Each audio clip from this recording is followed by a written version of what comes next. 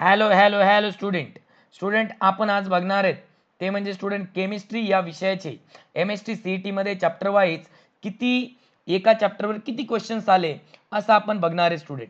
ते म्हणजे 11वी आणि 12वी दोन्ही सुद्धा. ते म्हणजे स्टुडंट 2023 मध्ये 2022 मध्ये आणि त्याचबरोबर 2021 मध्ये किती क्वेश्चन्स आले हे आपल्याला बघायचं आहे. सुरुवातीला आपण 11वी पासून सुरू करूया. 11वी मध्ये टोटल आपल्याला किती चॅप्टर्स होते स्टुडंट? टोटल आपल्याला 9 चॅप्टर होते.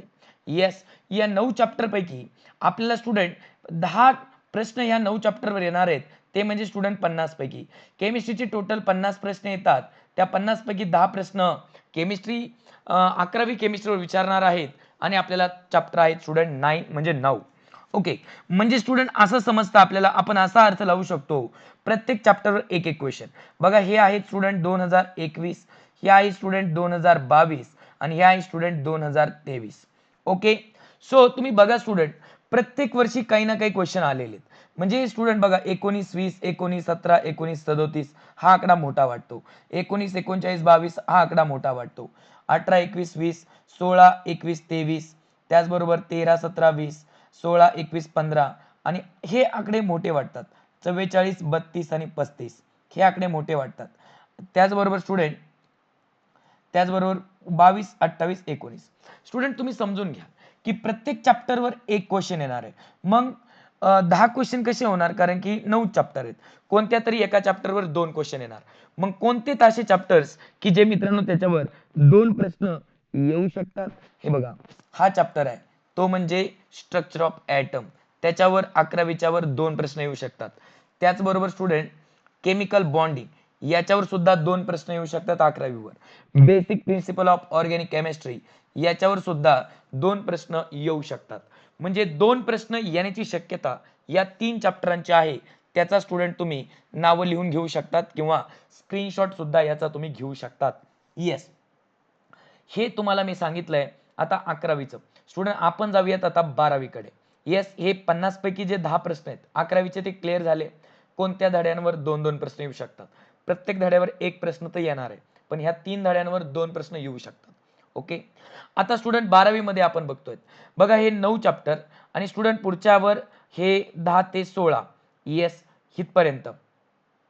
येस, सो दॅट म्हणजे टोटल याच्यावर किती चॅप्टर आहेत? एक मिनिट, टोटल किती चॅप्टर आहेत स्टुडंट आपल्याला 12वी मध्ये केमिस्ट्रीचे? 16 चॅप्टर आहेत.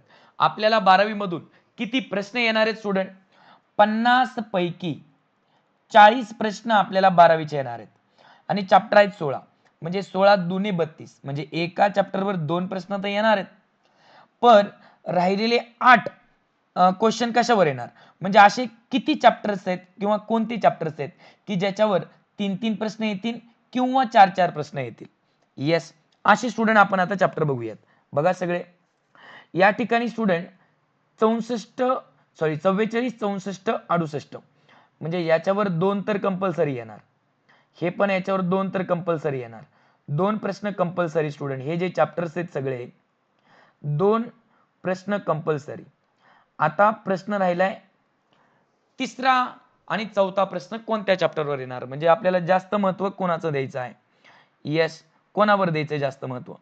या ठिकाणी बघा 68 मोठा आकडा आहे, 71 मोठा आहे, 65 मोठा आकडा आहे, 68 मोठा आकडा आहे, 59 आहे मोठा पण ठीक आहे, 63 मोठा आकडा आहे. म्हणजे स्टुडंट याच्यावर एक एक क्वेश्चन अजून वाढणार.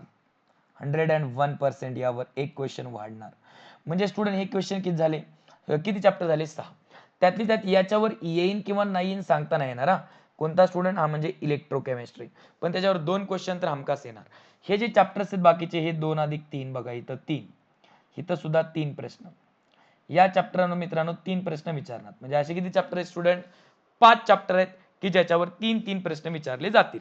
9 चॅप्टर